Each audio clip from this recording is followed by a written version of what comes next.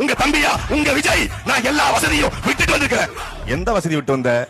எல்லா வசதியும் விட்டு வந்த. எதுல வந்த? சார்ட்டர் பிளைட்ல. எல்லாத்தையும் விட்டுட்டு வந்த. எதுல வந்த? BMW கார்ல. எல்லாத்தையும் விட்டு வந்த. எதுல வந்த? 600 கோடி ரூபாய் பணத்தை வச்சுக்கிட்டு விட்டுட்டு வந்தங்கிறாரு. எதனா விட்டுட்டு வந்தான்னு பார்த்தா பொண்டாட்டி விட்டு வந்திருக்கேன், பிள்ளைய விட்டு வந்திருக்காப்ல, மகனை விட்டு வந்திருக்காப்ல. அதான் விட்டுட்டு வந்தேன். நான் வழிதாங்கி நிற்கிறேன். நான் விட்டுட்டு வந்தேன். உங்களுக்கான வசதியான வாழ்க்கையை விட்டுட்டேன்னு சொல்றாரு அவர் மதிப்பிற்குரிய சகோதரர் விஜய். இந்த தொகுதியில போட்டி போடுற விஜய் பக்கா சாட்டை ப்ரோ. என்ன ப்ரோ ரொம்ப ஒஸ்டா பண்றீங்க ப்ரோ. அவர் எதுல வந்தா உங்களுக்கு என்னடா? அவர் சம்பாதிச்ச காசு, அவர் உழைச்ச காசு, வேர்வை சிந்தி உழைச்ச காசு. அவர் எதுல வேணா வருவாரு. பிரைவேட் ஜெட்ல வருவாரு, பிரைவேட் ஹெலிகாப்டர்ல வருவாரு, அந்த கார்ல வருவாரு, இந்த கார்ல வருவாரு, எந்த கார்ல வேணா வருவாரு. ஏன்னா அது அவரோட காசு.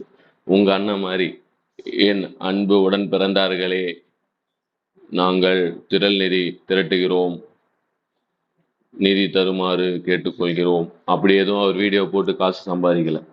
நல்லா புரிஞ்சுக்கோ சாட்டை துரைமுருகன். என்னத்தான் கொஞ்சம் பொறுத்து போனா சரி, நீ மாட்டு பேசிக்கிட்டே இருக்கிற. எந்த மீட்டிங்லயாவது உங்க அண்ணனை பத்தி அவர் பேசியிருப்பாரா? இல்ல அவர் பொண்டாட்டி பிள்ளைங்களை பத்தி பேசியிருப்பாரு. உங்களுக்கு மட்டும் என்னதான் அப்படி என்ன வன்மம் உங்களுக்கு? அவர்கிட்ட இருந்து காசு எதிர்பார்க்குறீங்களா? வேணும்னா டைரெக்டா கேளுங்க, விஜயண்ணா எங்களுக்கு காசு வேணும், நாங்க அதோட மூடிக்கிறோம் வாயன்னு கேளுங்க. அதை விட்டு அவர் அந்த கார்ல வந்தாரு, இந்த கார்ல வந்தாரு, அவ்வளோ வச்சிருக்காரு, இவ்வளோ வச்சிருக்காரு. அவர் உழைச்ச காசு அவர் என்ன வேணா பண்ணுவாரு. ரொம்ப ராங் ப்ரோ, நிறுத்திக்கோங்க.